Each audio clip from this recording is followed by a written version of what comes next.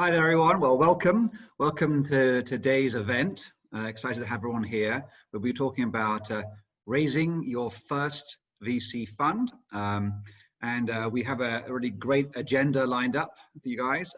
We first off going to have introductions of the people who are joining. We have some great LPs and some folks who started their own fund. Then we're going to have a poll. The idea is to bring a poll into this to really gather some insights from those who are participating. And we'll ask you to do the poll, and then we'll get the results back and then learn from that poll. So that's the polling piece. And then the third component is 3 questions, which ask the panelists 3 questions. But then that'll give us more time for Q&A at the end. And then I think one key step next is just thank you to the sponsors who were really fantastic who stood up and are helping us out here. So first off, Signature Bank. Signature Bank has a venture capital group who are particularly effective at working with entrepreneurs and also venture funds, helping provide banking services. And the other one we have is Runway. Runway is a hub, a co-working space with a corporate innovation arm based in the heart of San Francisco. So I think the next step is really to get started here. So excited to have our panelists introduce themselves, and let's start off with Shruti. Please go ahead. Hi, I'm Shruti Gandhi. I run a fund called Array Ventures, investing in enterprise companies. We're on our 2nd fund, and with about 42 companies in the portfolio. My background was an engineer for a decade, and I started a company after that, and then went into venture about 8 or 9 years ago, starting at funds like Samsung Venture, True Ventures, and spun out of True to start Array. And happy to be here. Fantastic. Thank you. All right, so let's see, who else would like to go next? Evan, why don't you go ahead? Sure. My name is Evan Darr, and I'm a partner with Invesco Private Capital. We're the fund investment arm, largely the fund investment arm of Invesco, the asset management firm. We invest and have been investing in venture capital managers going back to the early 80s, certainly predating me. And we also have always had a bit of a bent toward investing in not just sort of venture capital funds, but specifically emerging venture capital funds. We have a number of sort of dedicated separate accounts focused on emerging managers that we manage, and then we also are very, and maybe sort of unusually so, we're fairly bullish on emerging managers even within our core funds. We think we've had great experiences with sort of emerging VC funds historically. We think I might not want to buy the beta of sort of the emerging manager venture capital asset class, but if you pick the right funds, we think you can do exceptionally well. So that's a little bit about us. We also do private equity. It's about, our business is split about 50-50 between the two. Also very excited to be here. I think this is a really interesting way to do panels going forward. Yeah, well, thank you. Thorsten, why don't you go ahead? Sure. By the way, I like that image of your background there, Thorsten. No, otherwise you would see my office, because I thought I would never be working from home again, having an office, and here we are. So my home office filled very quickly with a typical paraphernalia of 2 kids. Well, I'm with Northgate. We're an SEC registered investment platform with about $4.3 billion under management. And our fund of fund platform invests in early stage, seed stage managers across the globe, actually. An increasing percentage of our investment is on emerging managers, and we've been doing this since 2000. So a little bit around the block here. We also do direct investing. So we have a direct platform with many funds on it. And so we know the difficulties of fundraising of direct investments as well. We're not spared of that. And of course, we have to fundraise for our fund of fund, which makes it especially interesting because, of course, the LPs that invest in our fund of fund program want to know, okay, what underlying managers are we investing in? Why do I get excited? So I need to tell your story as well, right? So a very exciting time for me. Thank you so much, Ian, for having me here. And of course, thank you, Signature Bank and Runway Innovation Hub for sponsoring that and putting that together. It's great. Fantastic. Vincent, why don't you go next? You're next up. Hi everyone, so Vincent here. Thanks so much for the invitation, Jan. I'm really happy to join the conversation here. So I'm a GP at Interlace Venture. We invest in pre-seed and seed in commerce technology. I'm based in San Francisco, while my partner Joseph is in New York. Great. And yes, I'm French. I can't hide it. You hear it. I'm French, but I come from China. And before investing as a VC, I set up the investment capacity together with Joseph of a family office. And before that, I had several positions in operational finance. So far, it's our first fund, and we invested in 6 companies already. Okay, fantastic.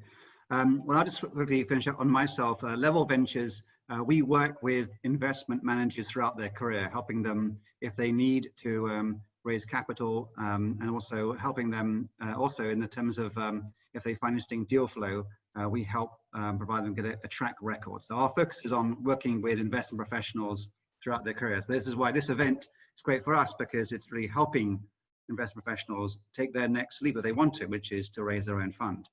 So I think what we can do as a starting point is let's get that poll out there to everyone. There's like 5 questions. Please have a chance to complete this.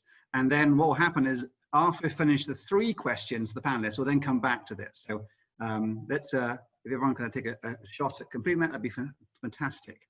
Okay, so let's get started then with these 3 key questions. So I suppose the first one is what advice, I suppose, would you give an emerging manager who wants to raise a fund, basically in the next 12 months? You know, these are unique times. So if folks out there are thinking about raising their fund, Evan, why don't you go first? Why don't you take a crack at how you think a emerging manager should be thinking about these times?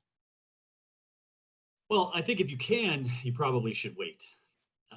But if you can't, and just because, not because people are not, sort of actively deploying capital, or we're not actively deploying capital, it does become, I think it is a slightly more sort of cumbersome process from start to finish.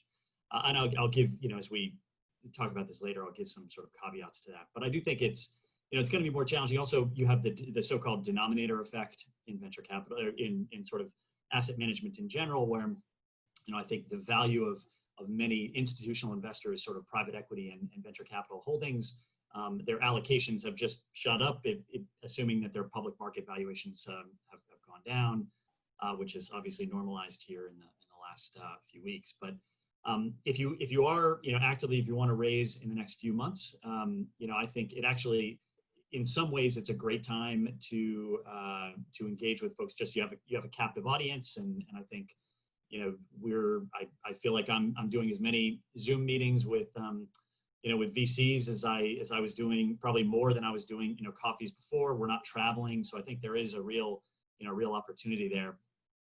But even more than that, I think sort of getting more specific. I think a few things. One, if you can engage with junior team members. So if you can sort of, many of the senior partners, and I'm sure this is the same with Northgate as well, we have a lot of existing relationships. I sit on a lot of advisory boards already. We get pulled in a lot of different directions. So often that, that junior person is maybe counterintuitively, your best sort of channel into an asset allocator. And what's the question on that one, Evan? What title is that person? Is that like an associate? Is it a principal? What title typically should? A VP. It could be an associate as well. I think that, but anywhere, certainly a VP or a principal for sure. Right. And then, I would also say, and this is particularly now, one of the things I think that's a great way to engage with folks is around just thoughts, either through content that you produce or webinars or things like this, where you can speak to the impact of the pandemic, some of the opportunities that you see sort of arising. We try to ingest, particularly in periods like this where you have this kind of dislocation, we try to ingest as much information as we can So we're often, very receptive to having, and participating, somebody on our team to participating on one of these sort of market calls. So those are just a few suggestions. I have a few others, but I'll let my colleagues jump in. And one follow-up to that is what email have you recently clicked on which had a bit of content in that you actually opened? Because everyone says share an insight, but but what insight that actually makes you bother to actually open an email and read the content? Yeah, I think if it's anything sort of, well, first, anything very, the more specific, the better. At least for us is, so if you've got sort of, this is going to be the, the potential, these are some of the challenges and opportunities from the pandemic on kind of application layer of SaaS companies, right? Like very specific, that's like interesting, that we're probably not getting, there's probably not 100 of those that are coming through every day. So I think, at least for us, the more specific, if it's sort of really kind of generic, I think we're, we, as you sort of rightly point out, we do get a lot of those. And then frankly, a lot of it just is, keep hitting people. We obviously everybody's very busy, but if we miss it the first time and you send us a reminder, I think, and it sort of, triggers something that we were thinking about, I think that's also very helpful. All right, well, good. Well, let's now turn to Thorsten. Why don't you, what's your thoughts on that? Yeah, I think everyone who is fundraising right now needs to keep in mind that we have seen an explosion in emerging fund managers and new funds over the last 2 years. And we have built those relationships in those times. So if you're coming to the market now, you're sitting at the bottom of the stack in the beginning. Also, a lot of the emerging fund managers are people who fell out of very renommed firms, who started to leave these firms because they didn't feel upward mobility, or they found an opportunity in a space that wasn't working out at the current firm that they're in. So they have a very deep track record. And think about it very much like your startups. That's the ones you're competing with, right? What's my competition look like? The second thing I would say is think about it from an asset allocation perspective. We're asset allocators. And so if it's an endowment or maybe a sovereign wealth fund or like a fund like ours, you want to don't ask the question, are you investing in emerging fund managers? Because the answer will always be yes, right? No one will shut the door and say, no, I don't want to know anyone, right? So they will always say yes, but the question really is, what's the timing of that? Where are you in your portfolio construction? How much of the percentage do you deploy in emerging fund managers? How much have you deployed? So for a fund of fund, for example, are the core relationships set? Are you starting to look for new relationships? Because in the end, if you are, whether you're an investment manager at a university, you report to someone and you're building a career and you're building your status, right? And so you want to make sure you get the accounts that you want to be in, and you allocate that and you get as much as you can. And then you start looking at the other things, because your boss will not say, wow, it's so great that you invested in that emerging manager that no one ever heard of. And I don't know why that's actually great, how that's going to make us money, right? So there's a lot of educational work that you need to do. And if you talk to a consultant, for example, who does place you maybe, they need to excite their customers. And so there needs to be something exciting. But if I understand what you're saying is that you shouldn't just think of you're selling to you guys, Evan and you. You're actually almost selling to the pension, your own LPs, I suppose, as well. That's right. Everyone has a boss. How do you engage with them? You've now doubled the workload on these guys to do this. So how do you find out who they are and can you repurpose the same email you send to Evan to someone at the pension fund level, or they're two separate emails, two separate engagement ways? No, I think they're separate, and you have to understand where are they in the cycle, and is this a relationship who's going to pull the trigger in the next 6 months, or is it someone who you just keep informed? You need to do that very, very quickly. So you're building relationships, but focus on from whom can you raise the first money? Who will jump first? Don't try everything and anything, because it's going to distract you. And there are going to be people who might invest in fund 2 and fund 3, but not in fund 1. And that is just important. To that point, what Evan raised before, you have to keep saying, I'm going to do X and Y and Z. And then you need to follow up with exactly X and Y and Z and provide the proof point. So if you're saying I'm investing in IoT infrastructure and I'm investing only in these specific teams, I want to see proof points of that. If we have never worked together, that's a great way to build relationships, to say, remember I told you we would do this and this and this? Well, we're doing this and this and this. And the emails I click on are the ones where others write about the firm, not where you write about the firm. Anyone can say anything about themselves, right? But if the Wall Street Journal or a trade journal writes about you, or an interview in Simply VC or someone else, like some other publication talks about you, that's a little bit more weight. And I do click on those ones. So that's good to know that you read like Simply VC, which is what else do you read? Just so people who are listening can think like, where do I need to get myself published so that I can have Thorsten click on me? What else do you bother to read?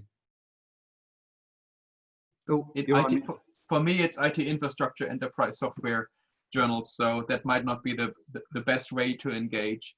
But I do read the common VC newsletters. I at least fly over them. It's great to get mentioned in the various Crunchbase articles. Often we have an associate or a junior partner scout for these things and search them. So we have a platform that does it automatically and bubbles things up. How many people are writing about you? Are you really helpful, or are you just telling that you're helpful and not showing that you're helpful? All right, well, good. Well, I think we should move on to the next question now. And please, folks, fill out that poll. So let's go on to the next question. So this is maybe for Vincent and you, Shruti. What was it unexpectedly difficult about raising your first fund? Vincent, why don't you go ahead? Let's do that. It's quite interesting for us, this question, because we really started from scratch. I mean, we're not coming from a firm. We're not successful entrepreneur yet. So I think there were many surprises down the road. And so almost everything was a discovery, and we observed a couple of obstacles. The first one, I think, for us was navigating the different categories of LPs. I think there are 6 usual suspects: family office, multifamily office, fund of funds, endowment, pension, and high net worth, of course. But surprisingly, we chose to go to corporates and focus on brands, FMCG, retailers. The reason why is we're former operator and we had existing relationship in that world, so that was our sweet spot.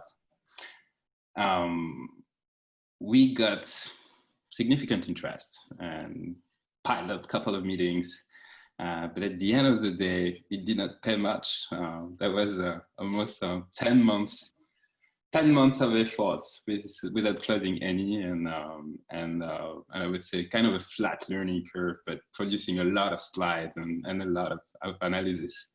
If we had to do it differently, of course, that would not be our first choice. I would say the second obvious obstacle for us was the absence of a real track record. Even if we were coming from let's say the beginning of a family office, the time period was not long enough for us to have a proven track record. We only had 3 to 4 years investment experience when we started fundraising. So of course that makes it difficult, but that's the case for many emerging managers. The third obstacle that I identified as important for us is, I think the fact of being an immigrant was slightly difficult. I mean, more difficult. Of course, we don't get all the cultural codes, but even beyond that, I think the language is a key aspect here. I mean, of course, the way a person expresses themselves is is a good element to have an opinion on the quality of the person, and definitely it's hard to shine when you use Franglish, you know, it's the local. So that's probably the third obstacle.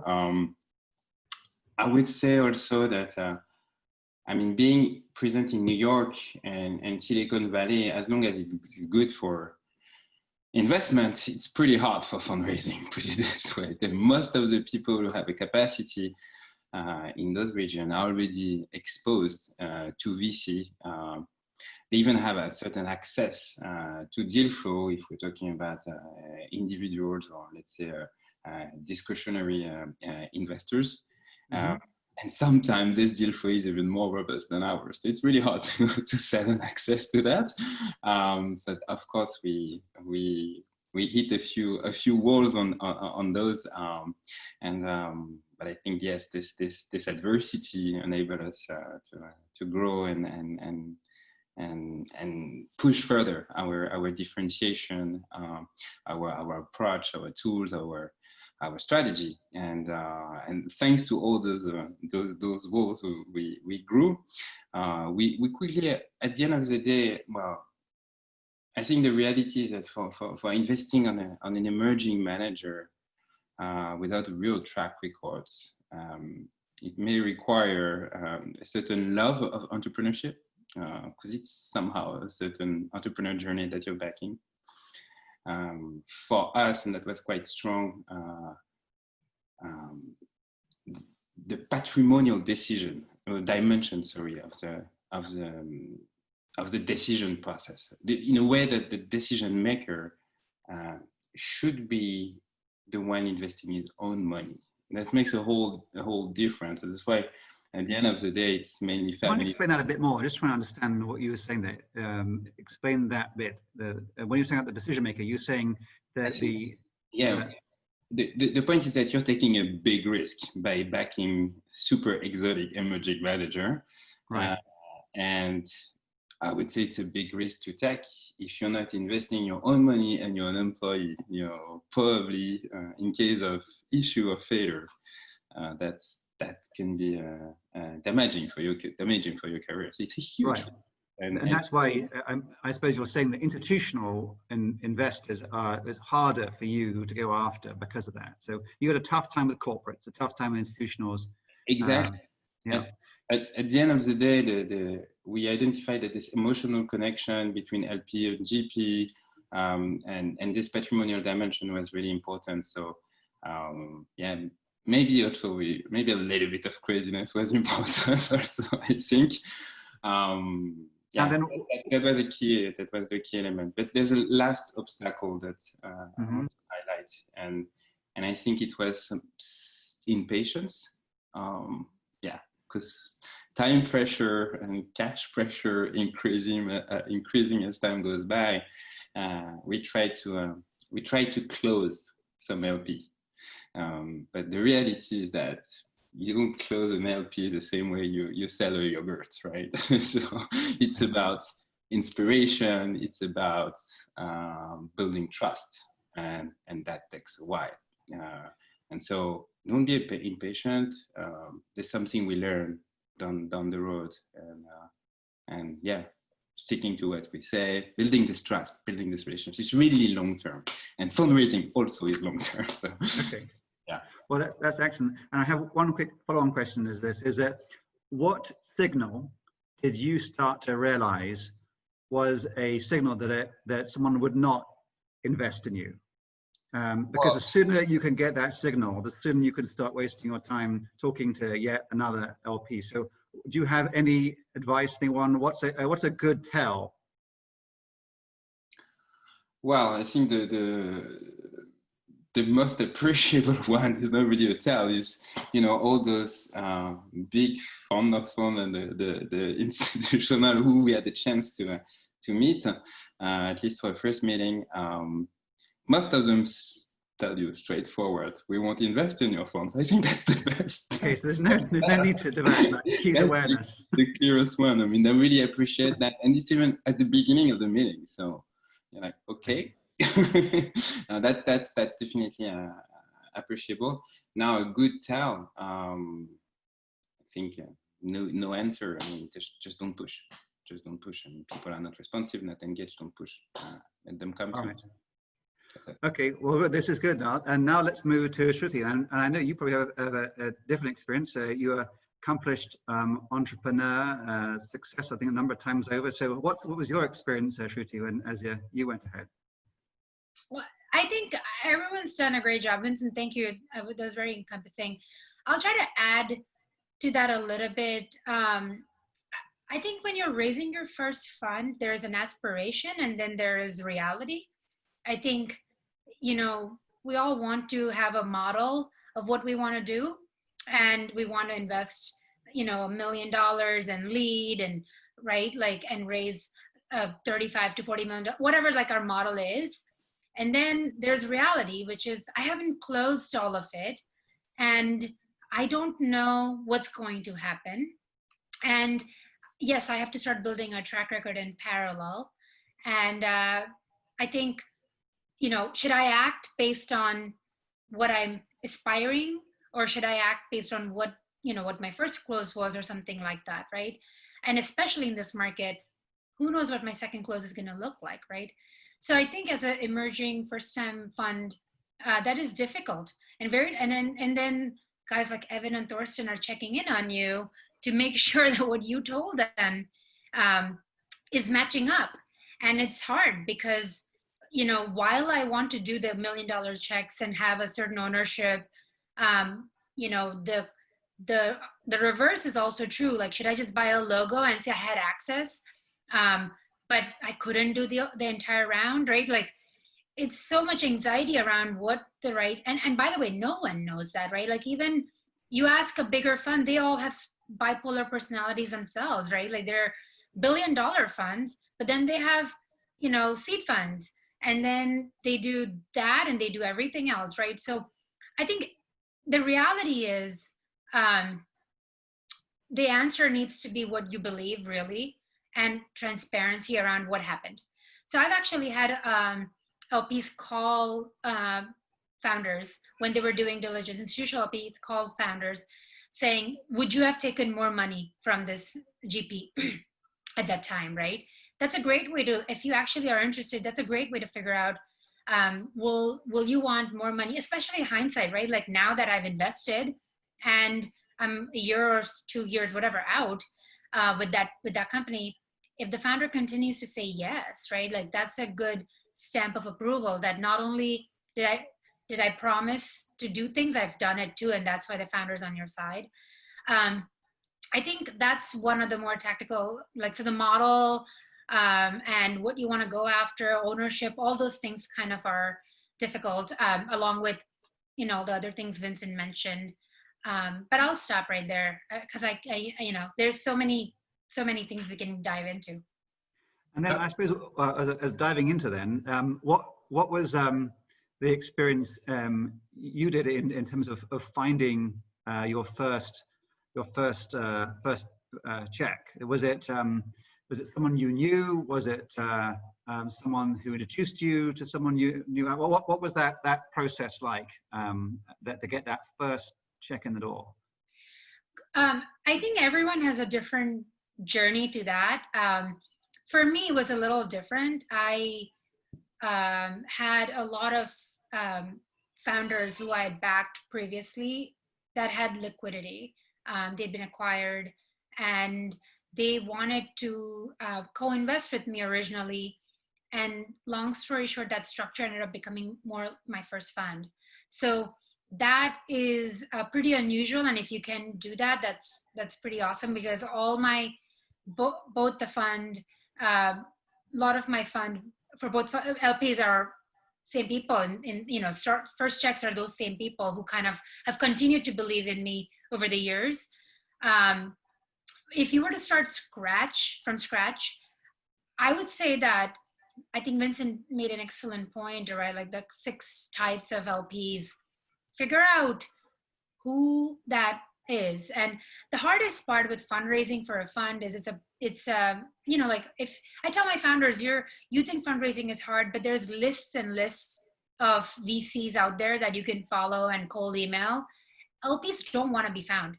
So, and even if you find them, you don't know what category they fall in, what they, are they active? Are they not active? What are they really trying to do? And so it's actually very difficult. And so that growing, I think that's your next question, including, like your network. Growing that network out is really important, but truly understanding what your target LP is going to be and spending your time very wisely is very important. Because I've seen a lot of people, very smart, successful people who should have good fund of their own because of really excellent track record, but spend time incorrectly by going after LPs they think are going to invest. And as your question was like, what's the signal? We don't know. And so they think they're going to invest. And then they wait for that first close, and they have lined up everyone else, maybe or maybe not, but they're just working on that one LP to do that first close. And somehow that falls through, and they've wasted their cycles just on that one large check or two, or something like that. And they end up getting demotivated and not raising that fund. And I think that, that having that perfect profile of who you are trying to close, if it's, if you really just want to close a certain amount, go after certain kind of investors, go after family office individuals, in your network, and just do that. And then second close, go after. So I think you just kind of have to line up based on who you are and your profile and your background and your network to see what your real game plan is going to be. And I think that is the hardest thing to figure out too, though. So it's kind of like a chicken and egg. Perfect. So why don't we, before we close out this question, have some of the LPs have their thinking on this. So Thorsten, do you have any points of view you want to add? Yeah, I think there's a great example to Shruti. Exactly what you just said. I talked to an LP, and the LP has a broad understanding of deep tech, but more on the Wall Street Journal level. And I know that they invested in a deep tech fund and passed on another one. And the reason was that one of the deep tech fund that they actually got pitched at was a very technical founder. And they highlighted all these innovations. And by the way, they closed their fund. So they were very successful closing an $80 million fund, and they were all good. But that specific LP had passed because they said, they didn't talk my language. I couldn't understand what they were saying. It was deeply technical. They were talking about all these great things and robotics and some weird enzyme that would help. I had no clue what they're talking about. And then he invested in exactly the same fund idea. But this time, this manager actually pitched it as the big vision, how to change the way we work. And say, oh yeah, I get that, right? So it's really, you need to understand what is the background of that LP, very much like you need to understand for your portfolio companies, what's the background of the VCs you're pitching to, right? Is that a technical background? Is it the doctor from Kansas who would also invest in a pool noodle, right? So if they get excited, and so really you have to get them excited in their words and what they're thinking about. And I think to Shruti's point, that's the hardest part because often LPs feel uncomfortable talking about it. So ask discovery questions. Ask about what books are you reading, right? What's on your desk right now? What are your interests? What are you doing, right? Because that will tell you a lot about what type of person that actually is. Right. Evan, and what are your thoughts on that? And by what book are you reading right now? Sorry, what was the second part of the question? What book are you reading right now? Are you reading any book that? I was going to go grab it. I'm reading a book called "Doing Innovation in the Capitalism Economy" by Bill Janeway, who is the one of the sort of founders / early people at Warburg Pincus. But he's a venture capitalist, and he's been around a long time, and he's very thoughtful. So if that is to Thorsten's point, if that's sort of instructive of my lack of interest beyond venture capital and technology and so forth, that's maybe illuminating.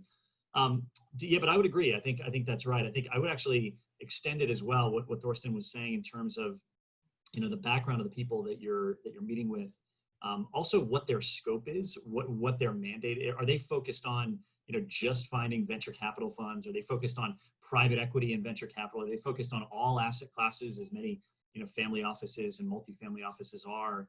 And often a really great way to engage, I think, with some of those folks in some of the latter camps is to actually apply some or give them insights stemming or deriving from what you all are doing and focused on in your particular domain, but that might have importance or might have significance for everything that they do, and might give them insights from into sort of other asset classes that they might cover. So I think that's actually a great idea, as you sort of do your due diligence on whoever you're speaking to. Great, that's excellent. And then maybe just one final sort of somewhat related point. I also think, talk about, it is really challenging to sort of get to that first close and get that kind of anchor investor. I do think now you have sort of capital providers that can expedite your getting to that first close, and maybe you have to give up some of the economics in the first fund. So these are, almost seeding or anchoring groups out there. And now I know there's a few sort of accelerators focused on backing venture capital funds themselves. And if you're taking the playing the long game and taking a long-term approach, that can be a great way to sort of get in business at a scale, that makes a lot of sense. And you're, probably you're going to be successful based on your fund 3, fund 4, fund 5, and not necessarily, purely on your fund 1. Great, that's good. Thank you. So let's have the final question to the panelists, and then we'll get the poll in. So I suppose, how should, a emerging fund manager best start that whole networking process here? So it seems to be that it's a very relationship-driven business. So how do they do it? And so, Shruti, maybe can you give us some insights on what you did? Obviously, you had some great founders that you worked with. When you start talking to institutionals or folks who weren't your immediate contacts, what do you do to try and network your way in? I'll give you something more tactical. I think fundraising for a venture capital fund is a black box. You are going and saying, I'm going to do these 25 deals. Believe me, I'm going to do that strategy that I talk about. And I think if people know you for a while, it's a different story. But if you're meeting someone for the first time, especially in the market where there is so much competition right now, I think what you want to do is maybe flip that a little bit and go towards more of and this might not be suitable for everyone, but go towards trying to get access to a deal that you want to really invest in, and try to get a certain kind of investor excited about that, and then try to have them invest in that SPV or whatever it is, right? Like there's a lot of new ways to do this. I mean, I'm sure Evan doesn't do that, but I'm also sure that, your first time investing in a first-time manager is not gonna just be like cold like that anyway. So I think it's getting some LPs excited about a particular deal, and then creating that excitement for a larger fund, if that trust and relationship gets built, I think is a good way to start building that network. Because people get excited about an idea, a company, but not a black box, right? And so I think that's one way I think you can go about it, especially if it's a deal and a founder that you really like and you want to invest in, but you don't have the capital. You can say, like, I have $1 million in allocation. I can give access to my fund if you think you can invest in the SPV, and then we'll keep doing this as we grow our fund. I think that's just one tactical example in this market. I can talk about a lot more, but that's I think what I would do it in this market. But the other more relevant things is go look at people or people who want to invest. Ask them who they've other GPs actually on who they like in their fund and what their LPs are looking for. I think those things take time as well. So I think there's a variety of ways to go about it, but yeah, I'll let others answer that question. Right. Now, Thorsten, you might not know this, but it seems to be, I keep on hearing that how people want to hold their LP relationships extremely close to their chest. So it's hard, when you're looking as a startup, you can maybe talk to your other founder friends, and they may give up a good venture partner to go and talk to.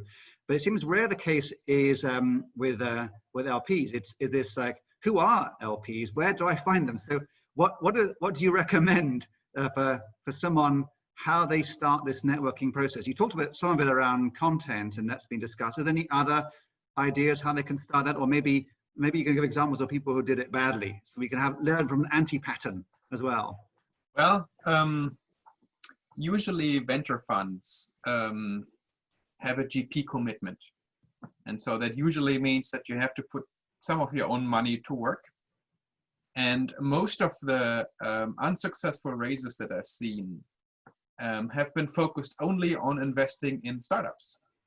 And I'm always thinking, why don't you invest in funds? If you have so great relationships and your follow-on investments are really good, can you be part of a friends and family investment firm with a very renommed marquee name? Maybe you are an entrepreneur and have actually a relationship and another venture firm that invested in you. And by being an investor in those funds, you will be invited to the annual meeting. And in the annual meeting are lots of LPs, and you actually get to shake the hand and see them, and they talk about it, and they're very proud to be an LP. And so there are many opportunities. Now, you shouldn't go hunting on those meetings, because no VC, likes to be abused, but it's about relationship building, right? We're not about pitching. We're about building a relationship at that meeting, and that's a great way to do that. And you invested in a good fund anyway, so that's a good thing too. And you're also building relationship with those investors. So I've seen people raising very successfully that way. I've seen people hanging out in the typical LP meetings and LP summits just in the lobby. And I think the more successful way is to actually hang out with other founders who actually raise from other firms. And these ones are your friends. And sometimes, if you are invested in good startups and they do raise a follow-on round from someone, you might ask them and say, hey, are there any LPs that you couldn't take because they were too small? Because a lot of LPs, a lot of firms actually have a minimum commitment size of 5 million, but maybe they did have to turn away people, and they love you because you're doing great work. And so why not ask them? I mean, there are a lot of opportunities that way. So if you're already an angel investor, and you have very good firms following after you, and they like what you're doing, and you've been extremely helpful, of course they're going to say, there was this guy and I had to turn him away, and he only, had $1 million. It's too small for me, but he should invest in you. Let's make an introduction. I think these are the best introductions you can get. Okay, that's very helpful. So maybe just in the interest of time here, let's now look at the poll. So Manny, can you share the poll? Okay, so can everyone see that? Everyone on the panelists, can everyone see that?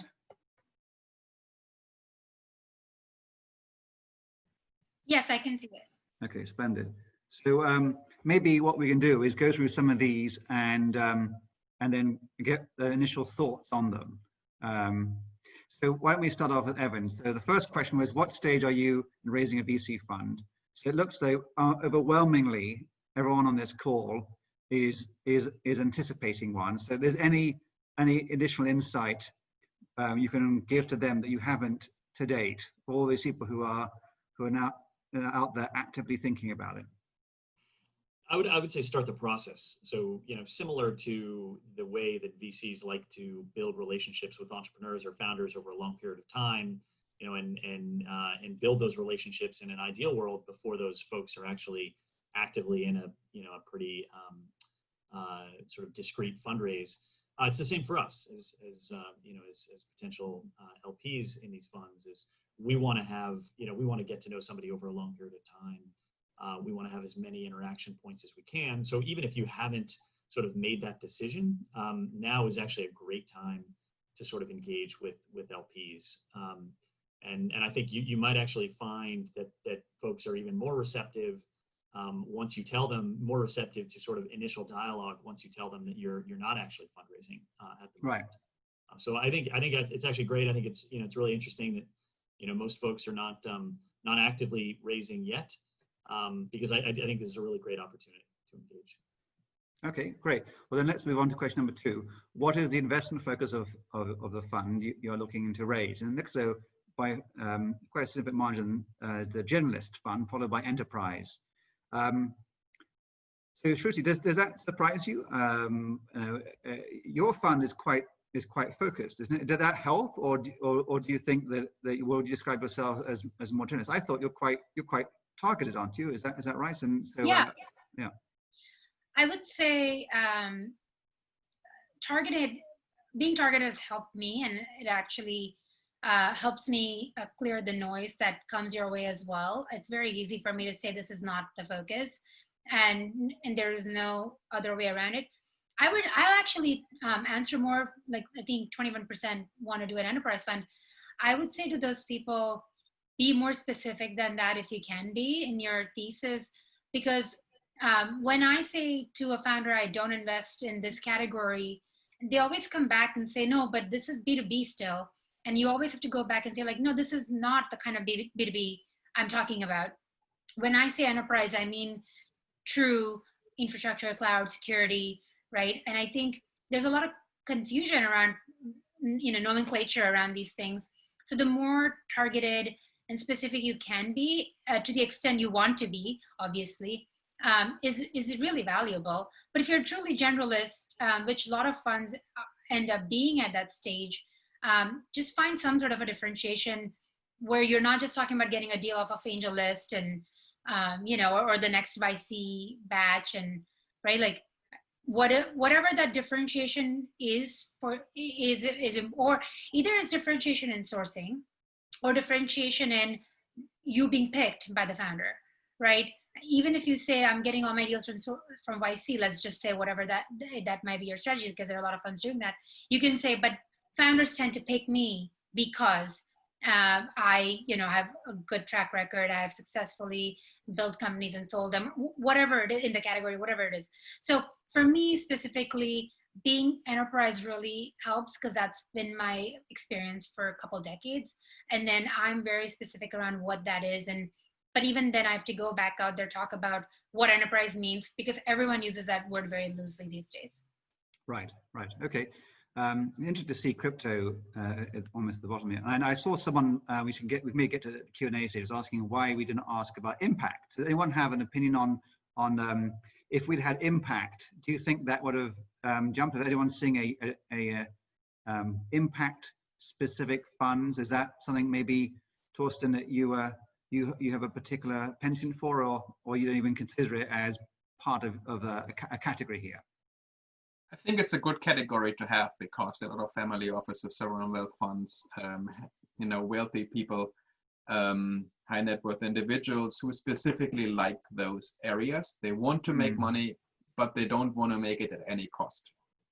And specifically want to foster like these type of allocation patterns as a family, perhaps. As an institutional investor, you can have a certain moral standard, of course, so how do you deal with people who fall outside of that? But in the end, I for myself have a boss, right? I've got many other LPs, and they are asking me, where's the money? They're not asking me, where's the impact?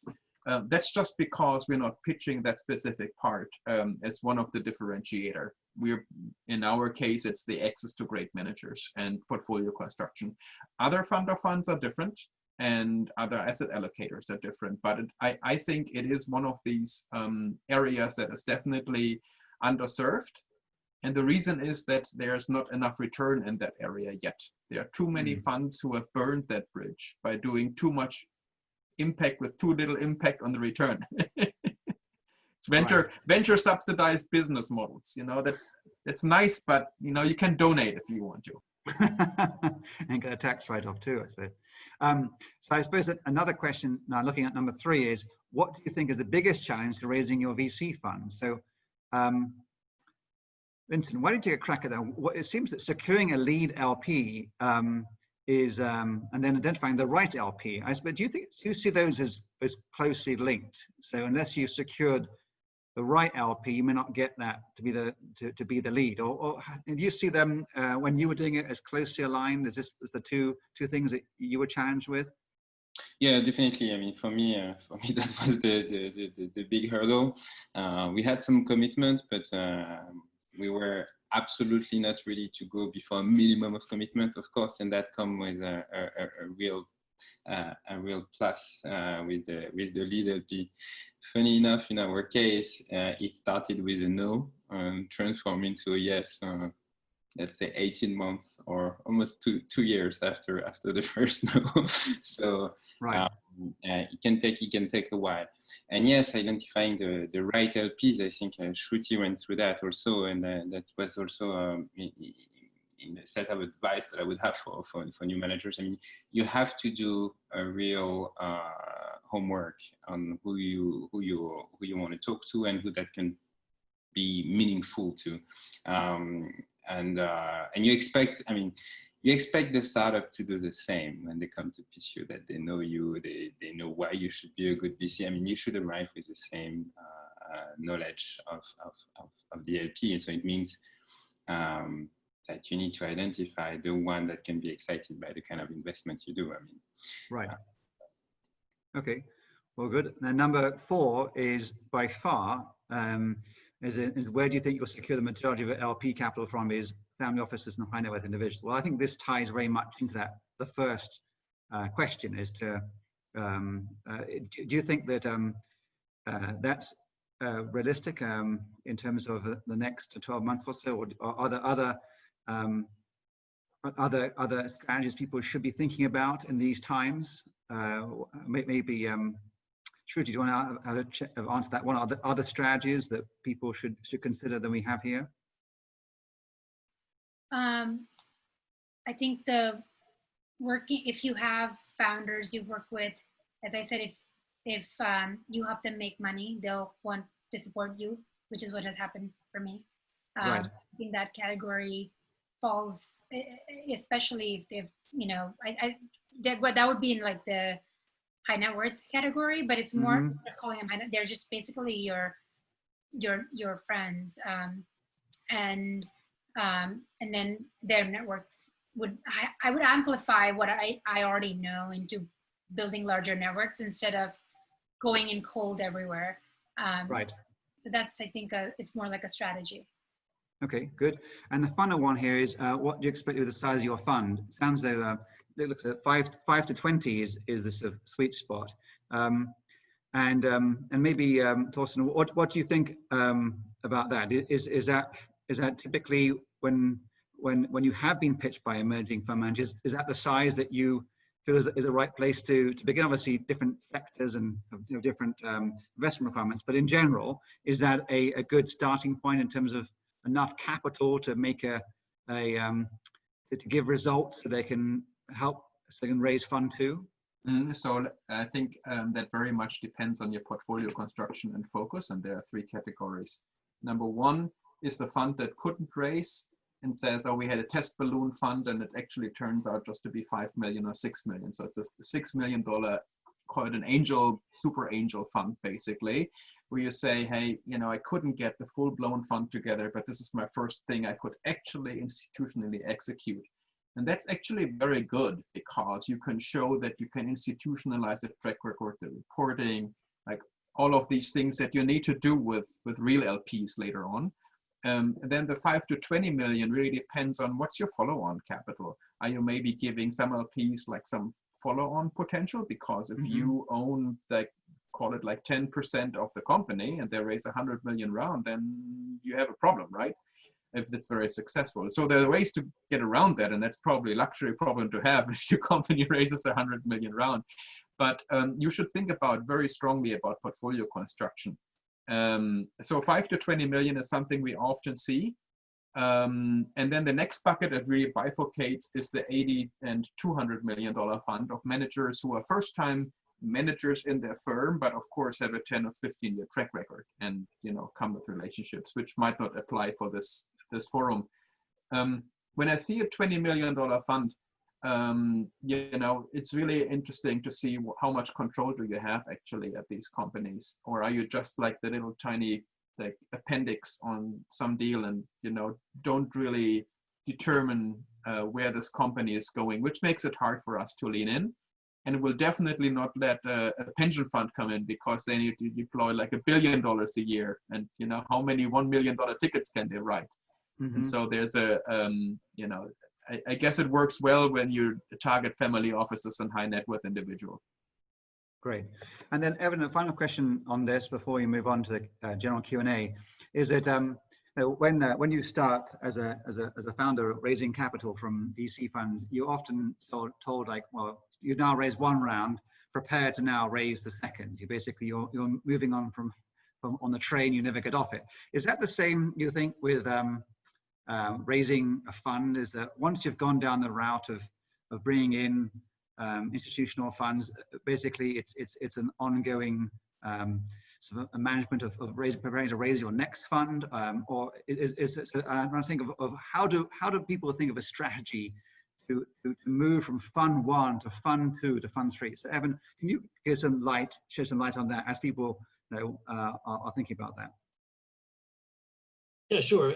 So I think probably it's a fair point that all of us are always fundraising in some regard, and that goes from the founder to the VC to the LP. You know, for folks like us who manage third-party capital on the LP side as well. So I think that's probably true, and I think to some extent as a VC you are always going to be fundraising in one form or fashion.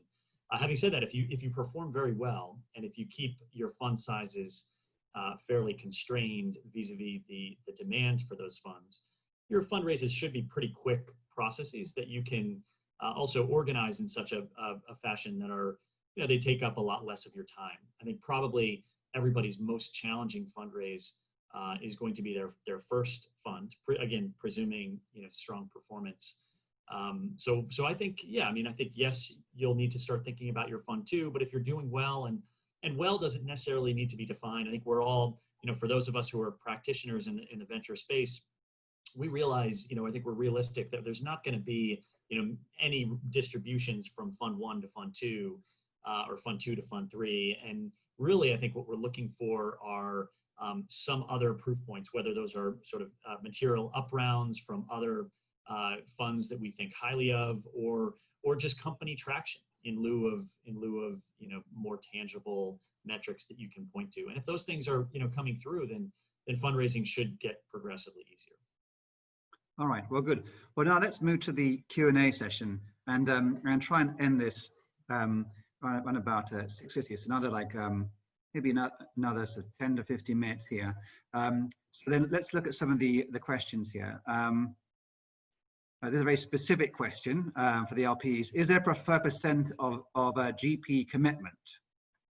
So Thorsten, you want to answer that one? Yeah, sure.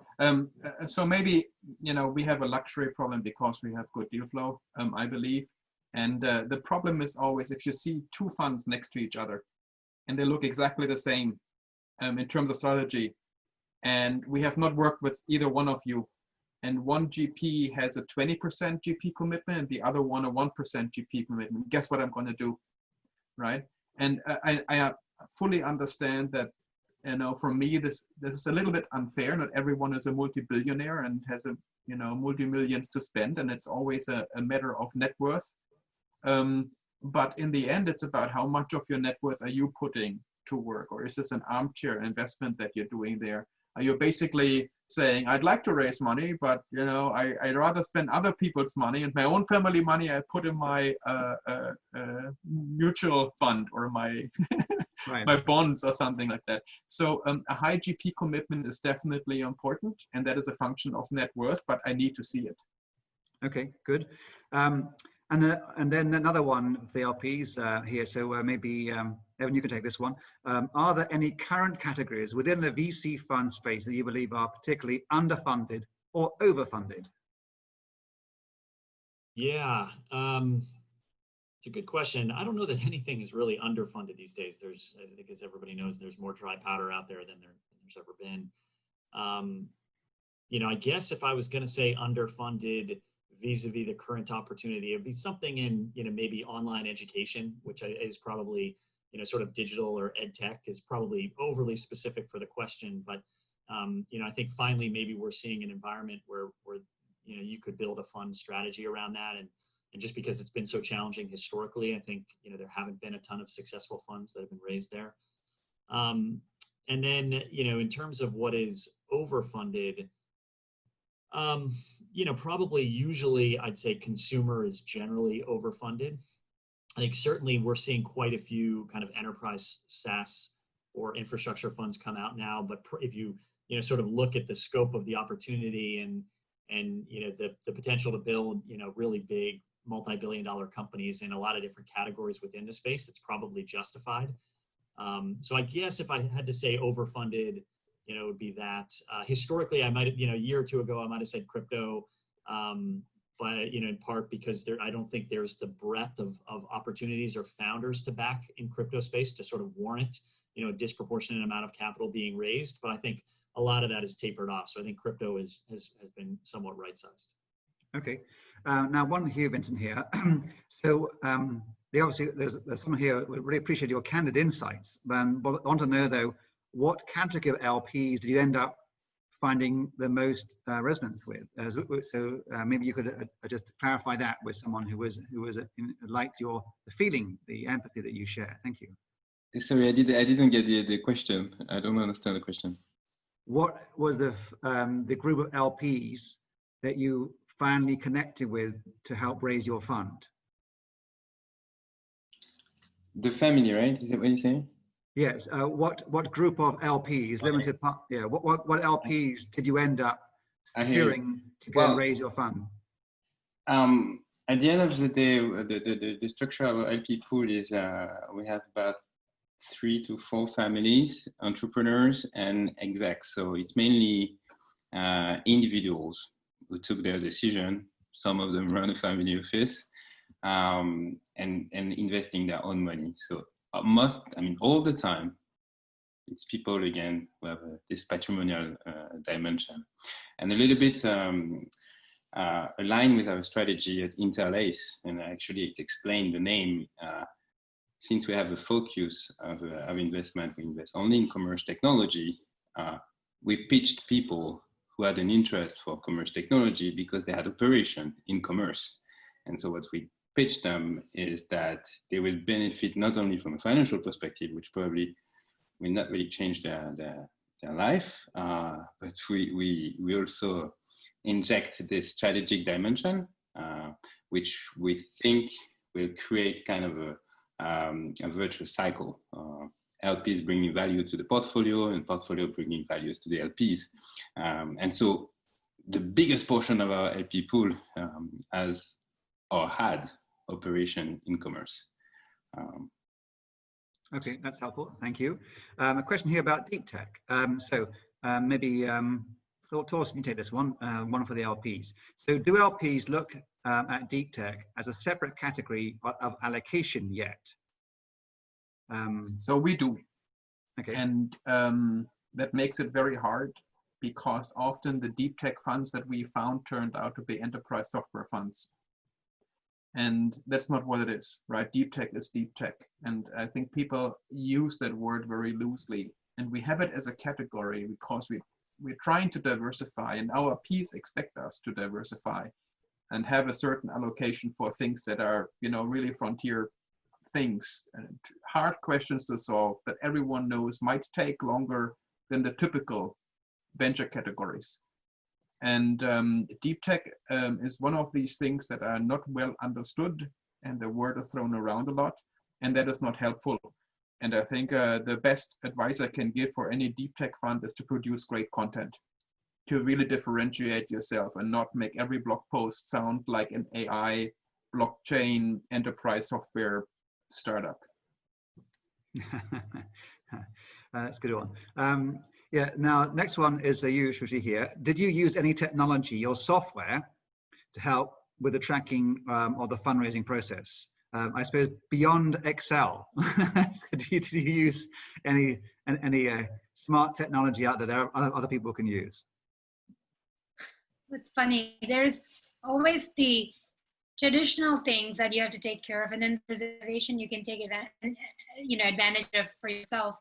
I think like I use things like Boomerang. Okay.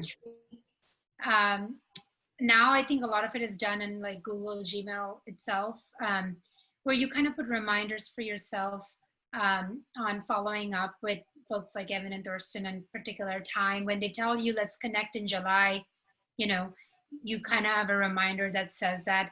A lot of people end up using Affinity. I don't try to make my life too complicated by using a lot of tools. You know, for me, my topmost thing is investing in good companies, which will attract the right people.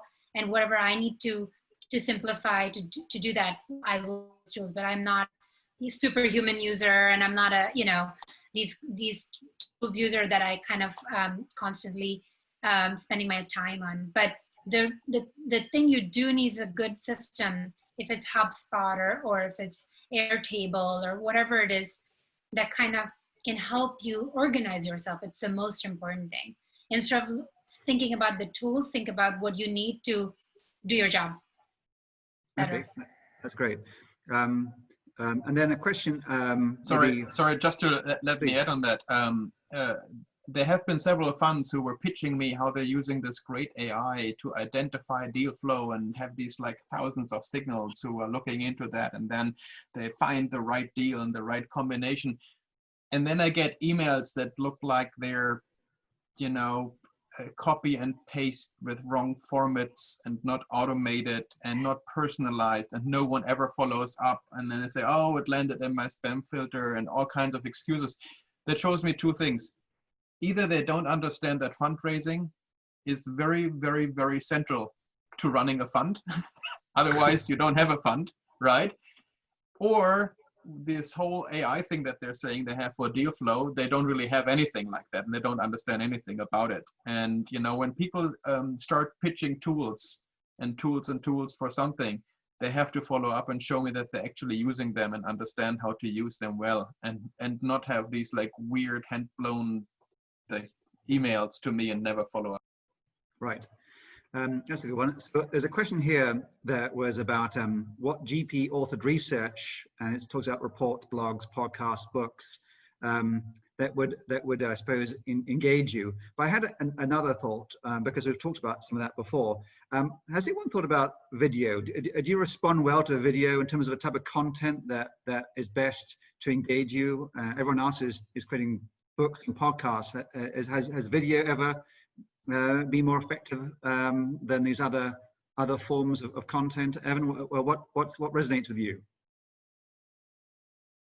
Yeah, and when you say video, do you mean recorded video opposed to? Yeah, it could be, exactly. So rather than create a research report, have a video and using that as just a different form of engagement, same content, but maybe presented in another format. So the question is, have you seen videos being used, and if so, are they effective? And just generally the use of video content, how effective is that? Yeah, I think so we have, and we've actually done some video content over the last couple of months ourselves. I think there is, I think that is, pretty compelling, and it allows, initially my sort of initial instinct was, live is better, you have just better engagement. But I think, given how busy all of us are these days on Zoom calls, sort of 9 to 5 or 6, the ability to sort of include and watch something in the background when you're doing other things in your home, that are pre-recorded, and you can pause and sort of restart. I actually think that's pretty, more practical in this current environment than it otherwise might be. So I think that's a great way to engage with people.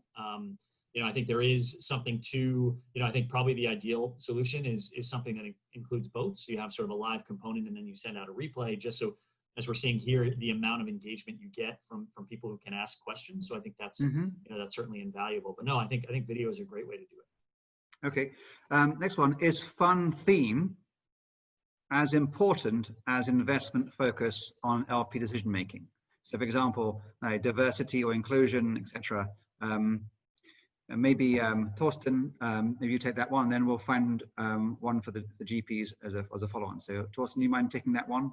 No, I would actually go back to what Shruti said before. You have to be authentic, and that's the most important thing. I mean, I believe every asset manager says, oh, we have this theme and we want to have balance. In the end, if you're authentic and believable and you know, you connect on some level and you believe the asset allocation is going to work out and you're going to make a good return, then for 90% of all asset allocators, it's going to be all that matters.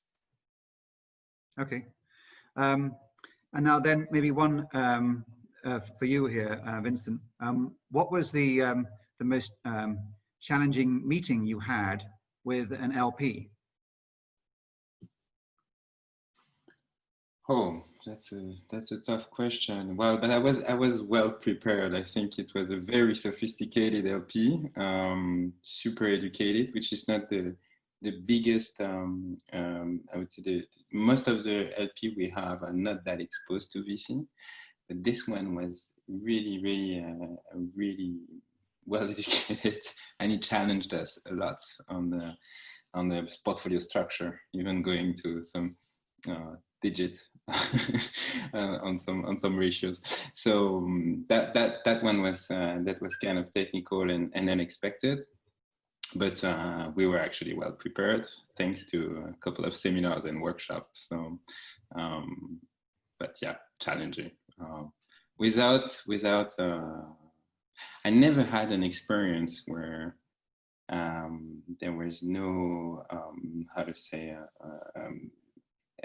there was hostility. It never happened, and I never had aggressivity either. But you can feel sometimes that yeah, they're kind of tough. Right. It's quite soft in this world, I would say. It can be tough. It can be soft. So it's always soft when you come from a retail world, I would say, where decision maker and I would say purchaser are much harder. You're somehow prepared for that without any much difficulty. Okay. I will say though, it is very awkward to be around people who reject you all the time at the same events. it's you don't know how to be, because it's hard to not take it personally, but you can't, because it's not about you. It's about, you know, many other things. So that's something you should be prepared for. I think the number one point here is, Shruti, that you just mentioned, is it's not personal. It's your role that I can't deploy money in you, right? It's not you personally. It's the role that you have, the fund that you have, the size, the timing, whatever it is, that I can't find conviction in. And that role I have to say no to, but not you personally.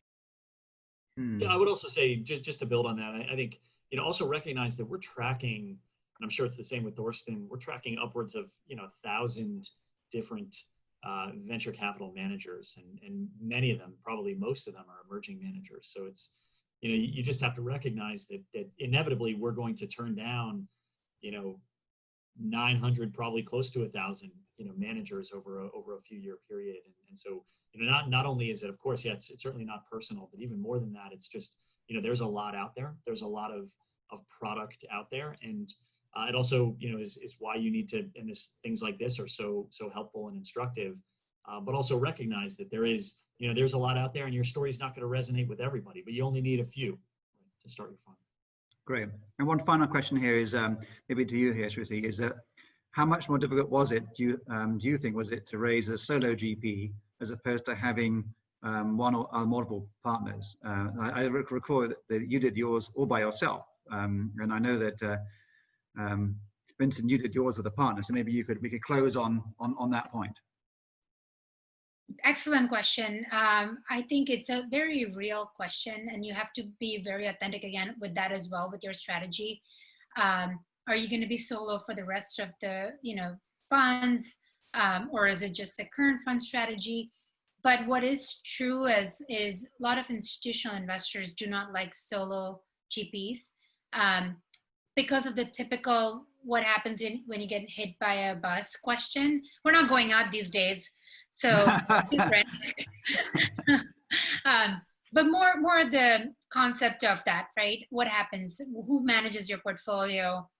And it's a real question. And I think having some strategy around it might be okay for a lot of LPs, but for some other LPs, it's just a non-starter. So you just have to kind of go in and work. You're not going to be able to convince someone to take a chance on you if that's just something that is a risk for them to begin with. And you know, if they're thinking about that as a strategy down the road, that's one thing. But you can't just walk in and be like, no, just take a chance on me because I'm different, right? Like it's just too much friction for no reason. There's other people you can spend energy on. So I think that's one of the first questions you can ask, which is, are you inclined to work with solo GPs? And you know, would you do that down the road? And how can I keep in touch with you if that strategy changes? Okay, Vincent, do you want to give your opinion on that one? Well, I don't really have an opinion. I just have an experience, and for me, actually, the question never really came.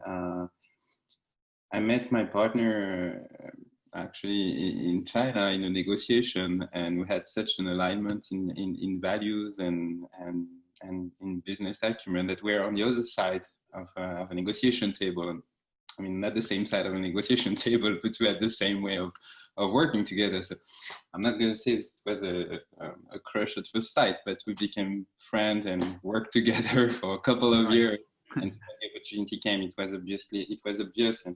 And I think this alignment of stars between each other, our strategy, our LPs, and so on, really contributed to somehow the impact we could have to convince people, because it's all logic. Well, very good. I think that wraps up. I noticed we have another 33 questions we could keep on asking you guys too. So, and I think that we can have a good reason for a follow-on event. So thank you all the panelists for a really entertaining session here. And I also want to thank again the sponsors, the Runway and Signature. Thank you so much for your support in this. And everyone, have a very good evening. So thank you everyone, wherever you are. Bye-bye.